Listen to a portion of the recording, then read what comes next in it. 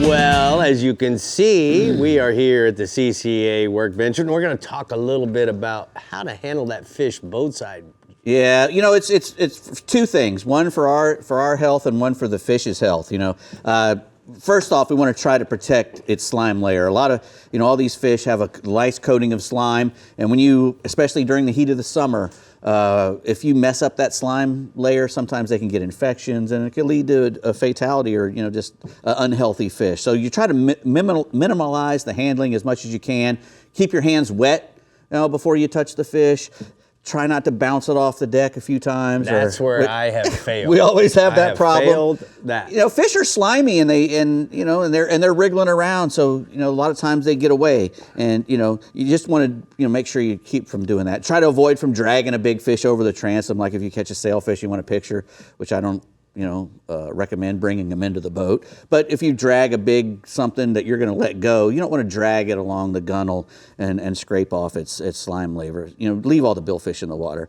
Use a landing net instead of a gaff on fish that have minimums and maximum weights, because if you're not real sure if that fish is going to make it or if he's too big. Great advice. You know, don't use a gaff on it and then put him in the boat and measure it and go, okay, he's got a big hole in him, and you throw him back in. That's no bueno. But the other thing I want to add a little bit here, Dave, if you know that fish is big enough and you're going to take that fish home, right? Then go ahead and use the landing net. Yeah. And be done with it. You don't have to worry about taking the slime off. Correct. Okay. Correct. And you know, you might want to, you know, if you're going to let that fish go, you sometimes the net's good for, you can leave the fish in the water. Correct. And unhook him and stuff in the water, which it really helps him get along, you know. And don't ever grab a fish by the gills, under his gill plate. Right. You know, you can go up to the front on some of the real sharp teeth fish, you know, up to the front, but you don't want to be anywhere near those gill rakers on a fish. Now, you can give them a good squeeze on the gill plates. Right. That is a great way to sometimes stun a fish into being still. The black spot on the Jack Crevalle's gill, Mama Nature put that there to put him in a paralyzed state. Well, not all fish have that, but if you really give them a, you know, not a crushing squeeze, we're not trying to squeeze his head off, but if you squeeze down on those on that gill plate on the outside and give it a good squeeze, a lot of times that will make the fish settle down.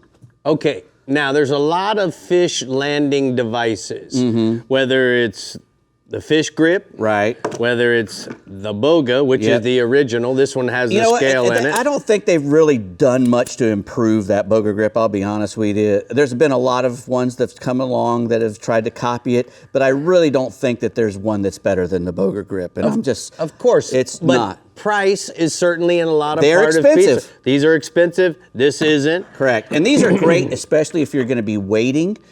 You know, you don't want to take that boga grip or any of these other metal lippers in the water with you when you're wading. But so this is kind of how it works, just that. like this. We would squeeze this until it locks. I do not want to break my mount here. Right. But that's the way you would do it. Or if you were in a boga, because it's spring loaded, then you do this, and as you can see, it holds. Yes. I've only had one fish ever come off of a boga grip, and I was surprised. And this is the way, guys. Stick it in the water. Stick it in the water.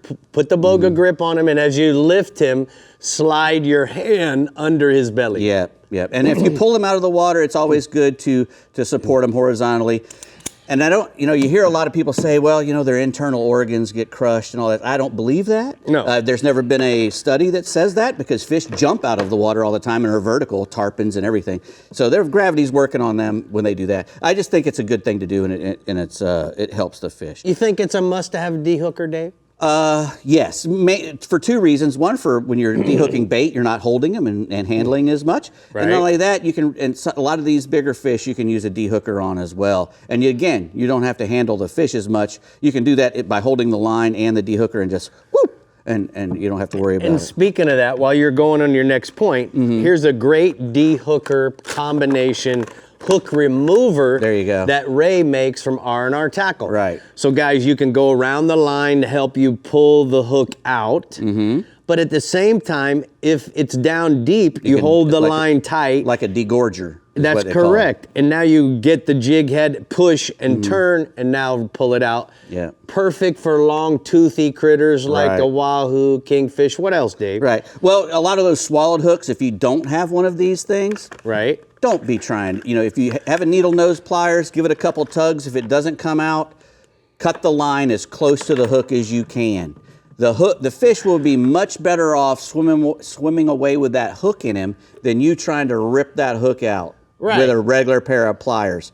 Like the degorger will work sometimes, but even then, if it's deep, deep, deep and you can't see nothing but just maybe the eye of the hook, it's way better to cut that line and let that fish swim away the hook. He's probably going to be in a lot better place. And if it's a shark, I cut all the hooks on sharks. I get sharks up close to cut the line. I get a shark up close to the boat, boom, I cut them off. I don't mess with sharks. I don't need my hook back that badly. I like my fingers, I like me. So there you go. Man, that was the quickest 5 I've ever had. It was quick. When they say take 5, take 5. I need 5 more, don't you think, Bree? I totally agree with you guys over there.